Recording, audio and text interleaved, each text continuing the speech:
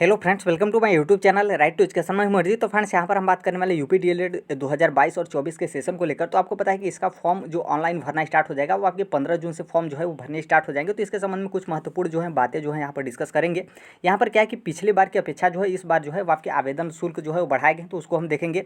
फिर यहाँ पर हम बात करेंगे कि जो आप डीएलएड 2022 से 24 सेशन में आपका होगा, तो आपको पता है कि डायट और प्राइवेट स्कूल, डायट मतलब गवर्नमेंट कॉलेज होता है, तो गवर्नमेंट कॉलेज से और आप प्राइवेट कॉलेज से कर रहे हैं तो आपका कितना फीस जो है वो आपका लगेगा, यहाँ पर हम बात करेंगे। फिर आपको पता है कि ये जो आप फॉर्म भर रहे हैं 15 जून से जो आपका फॉर्म भरेगा मतलब भराया जाएगा। फिर उसके बाद जो आपका चयन होता है वो चयन प्रक्रिया किस तरीके से होता है, आपका मेरिट के हिसाब से होता है कि एग्जाम होता है, किस तरीके से होता है, उसके बारे में हम यहाँ पर देखेंगे। फिर इसके अलावा भी और बातें जो है वो यहाँ पर हम जो है एक एक करते हुए डिस्कस करेंगे। तो वीडियो को स्किप बिल्कुल ना करें, बल्कि आप स्पीड बढ़ाकर जो है वो देख सकते हैं और यहाँ पर कुछ भी फालतू जो है वो डिस्कस नहीं करेंगे। तो यहाँ पर आप देखेंगे, यहाँ पर बताया गया कि 15 जून से जो है आपके ऑनलाइन आवेदन जो है फॉर्म भरना स्टार्ट हो जाएगा। जो कि यहाँ पर आप देखेंगे, जो कि महत्वपूर्ण ये है कि 15 जून से जो है वो आपके 6 जुलाई तक जो है आपके फॉर्म जो है वो आपके भरे जाएंगे। फिर यहाँ पर साफ साफ लिखा गया है कि चयन मेरिट के आधार पर जो है वो आपका किया जाएगा। और यहाँ पर जो है एक तरीके से आप समझ सकते हैं, कन्फर्म हो सकते हैं कि आपका एग्जाम कोई नहीं होगा, बल्कि यहाँ पर मेरिट के हिसाब से। और आपको पता भी है कि मेरिट जो इसका बनता है 10th और 12th और ग्रेजुएशन के नंबर के आधार पर जो है वो आपका मेरिट बनता है। फिर यहाँ पर बताया गया कि 1 सितंबर से जो है वो आपकी पढ़ाई स्टार्ट हो जाएगी। मतलब आपका जुलाई में जो है 6 जुलाई तक फॉर्म भरा जाएगा। फिर कहीं ना कहीं लास्ट जुलाई तक जो है इसका रिजल्ट आपका जारी कर दिया जाएगा। फिर उसके बाद जो है कॉलेज का काउंसलिंग होता है। आपको पता है कि बहुत सारे लोग कॉलेज सेलेक्ट करते हैं गवर्नमेंट, और बहुत लोग प्राइवेट स्कूल में जाना चाहते हैं, तो वो जो है वो आपका काउंसलिंग वगैरह का प्रक्रिया स्टार्ट हो जाएगा। और 1 सितंबर से जो है वो आपकी पढ़ाई जो है वो आपकी स्टार्ट हो जाएगी। फिर उसके बाद नीचे जो है कोई उतना महत्वपूर्ण नहीं है। फिर यहाँ पर आवेदन शुल्क के बारे में जान ले। तो यहाँ पर देखिए, आवेदन शुल्क जो है जो भी सामान्य कैंडिडेट हैं और जो ओबीसी हैं, मतलब जनरल और ओबीसी कैंडिडेट का जो है 600 रुपये लगेगा। फिर अनुसूचित जाति और जनजाति कैंडिडेट का जो है 400 रुपये लगेगा। फिर जो दिव्यांगता श्रेणी के अंतर्गत आते हैं उनका जो है 100 रुपये जो है वो लगेगा। फिर ये भी बताया गया कि आप जो वेबसाइट है वहाँ से ऑनलाइन के माध्यम से जो है आप पेमेंट कर सकते हैं, बाकी ऑफलाइन या फिर बैंक के माध्यम से जो है आप पेमेंट नहीं कर सकते। तो इस बात को आप ध्यान रखिएगा, जो कि बहुत ही ज़्यादा महत्वपूर्ण है। फिर यहाँ पर आप देखेंगे थोड़ा सा, तो यहाँ पर बताया गया कि आवेदन शुल्क जो है वो आपका बढ़ाया गया है। मतलब आवेदन शुल्क का मतलब यह है कि जो आप ऑनलाइन फॉर्म भरेंगे उसका शुल्क बढ़ाया गया है, ना कि जो आपका डीएलएड का वो शुल्क होता है स्कूल कॉलेज का, वो शुल्क यहाँ पर जो है वो कुछ भी डिस्कस नहीं किया गया। तो यहाँ पर आप देखेंगे तो हमने ऊपर ही बताया कि 600 रुपये जो है वो जनरल और ओबीसी कैंडिडेट का लगेगा। SC ST का जो है वो 400 रुपये लगेगा। और फिर यहाँ पर ये बताया गया है जो पहले मतलब शुल्क बढ़ाया गया है, तो इसमें देखेंगे तो 200 रुपये जो है वो आपके जनरल और ओबीसी का जो है वो बढ़ाया गया है। जो कि पहले जो है हो सकता था कि 400 रुपये रहा होगा और 200 रुपये बढ़ाया गया तो 600 रुपये हो गया। फिर उसी तरीके से SC ST का जो है वो 100 रुपये जो है वो बढ़ाया गया है। फिर दिव्यांगता श्रेणी का पहली बार आवेदन जो है वो 100 रुपये लिए जाएंगे। मतलब इसके पहले जो है वो पैसा नहीं लिए जाते थे, लेकिन इस बार जो है वो आपके 100 रुपये लिए जाएंगे। तो यहाँ से आप देख सकते हैं कितने आवेदन शुल्क जो है वो आपके बढ़ाएंगे। मतलब पिछले बार की अपेक्षा इस बार जो है जनरल ओबीसी का 200 रुपये बढ़ा है, SC ST का 100 रुपये बढ़ा है। और जो दिव्यांगता श्रेणी के अंतर्गत आते हैं उनका पहले फीस नहीं लिया जाता था, लेकिन इस बार जो है उनका 100 रुपये जो है वो आपका लिया जाएगा। तो यहाँ पर जो है इसके बारे में हो गया। फिर यहाँ पर देखेंगे तो यहाँ पर जो है, जो कि बहुत ही ज़्यादा महत्वपूर्ण है, यहाँ पर आप देखेंगे तो जो टोटल आपके सीट हैं, जो कि डायट मतलब गवर्नमेंट डीएलएड कॉलेज और जो आपके प्राइवेट हैं, तो टोटल मिलाकर जो है यहाँ पर आप देखेंगे तो 2,42,200 सीट जो हैं वो आपके हैं। और जो कि एक जिला या गृह जिले मतलब गृह जिले के लिए जो है वो एक ही आवेदन जो है वो आपका जिले के लिए एक ही आवेदन करना होगा, जो कि राजकीय व निजी प्रशिक्षण संस्थानों के लिए जो है वो आपके मानेंगे। ये आपका काउंसलिंग की प्रक्रिया के बारे में जो है वो बताया गया है कि आप जो है एक ही मतलब एक जिला में कर रहे हैं तो यहाँ पर जो है एक ही जिले में जो है वो आप मांग कर सकते हैं। इसके बारे में जो है वो बताया गया।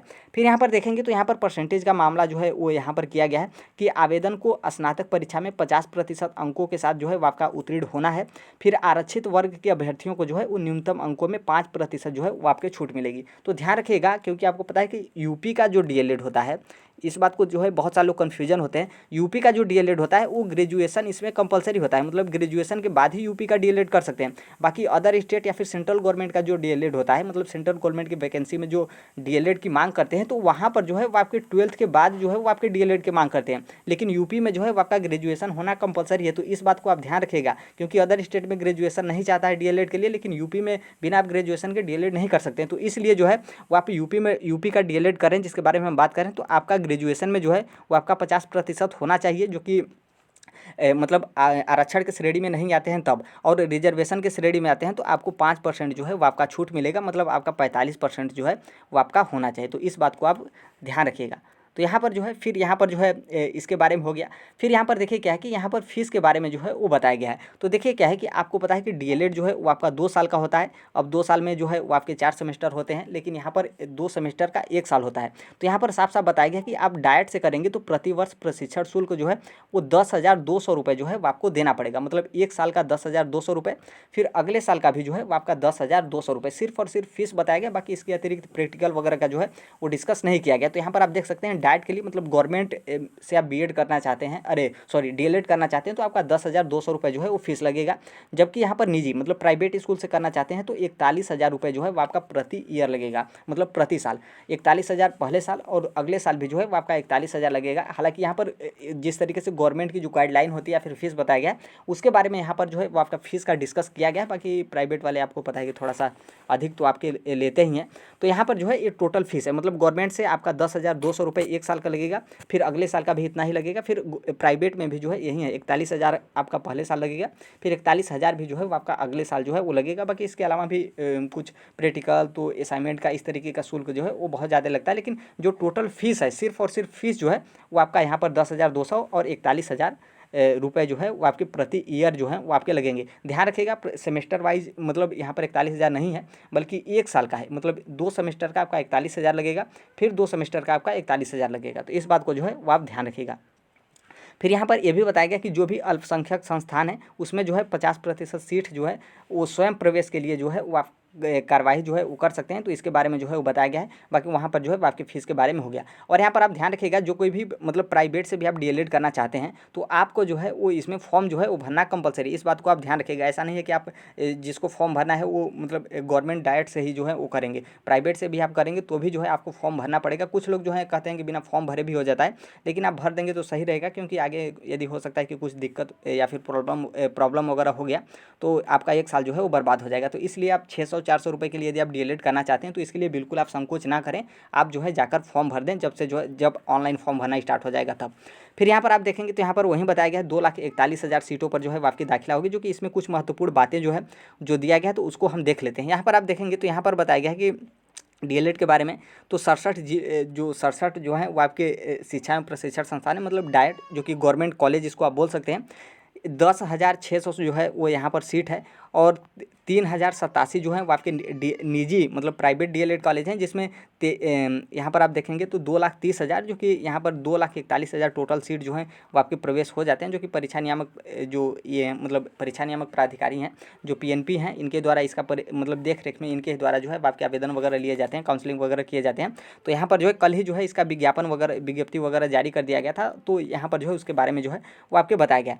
फिर यहाँ पर क्या है कि यहाँ पर जो आपकी आयु है, अर्हता है, शुल्क है या फिर इसके अलावा भी कौन सा दिशा निर्देश है उसके बारे में हम एक कंप्लीट वीडियो बनाएंगे। लेकिन यहाँ पर जो है वो आपकी कुछ महत्वपूर्ण न्यूज़पेपर में दिया गया था तो उसको हम यहाँ पर जो है वो देख लें।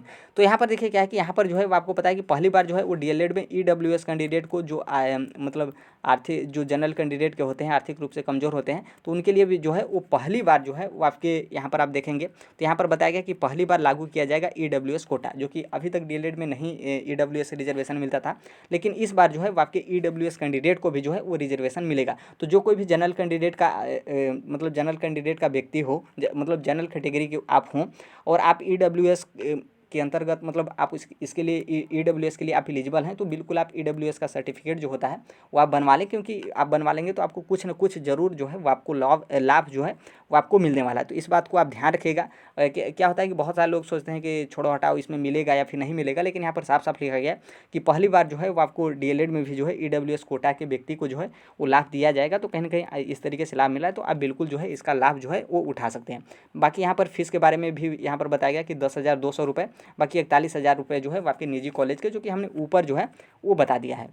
फिर यहाँ पर यह भी बताया गया कि वहीं निजी कॉलेज के लिए प्रति वर्ष जो है वो 41,000 रुपये जो है वो आपकी फ़ीस देना पड़ेगा। तो यहाँ पर फ्रेंड्स डीएलएड के बारे में था, जो कि कुछ महत्वपूर्ण बातें थी जो कि आपको जानना जरूरी था। तो यहाँ पर जो है हमने बता दिया कि ग्रेजुएशन में आपका 50% होना कंपलसरी है और आप यदि रिजर्व कैटेगरी में आते हैं तो 5% अपने आप को जो है वो छूट मान लीजिएगा और 5% आपका कम होगा तो आपका जो है यहाँ पर चल जाएगा। फिर हमने फीस वगैरह के बारे में भी बता दिया, आवेदन शुल्क के बारे में भी बता दिया। लेकिन एक बात और आप ध्यान रखिएगा कि इसमें जो है वो संशोधन का प्रक्रिया नहीं है। तो जब भी फॉर्म भरना स्टार्ट होगा या फिर भरा जाएगा तो आप पूरा डॉक्यूमेंट जो है अपने पास रख लें।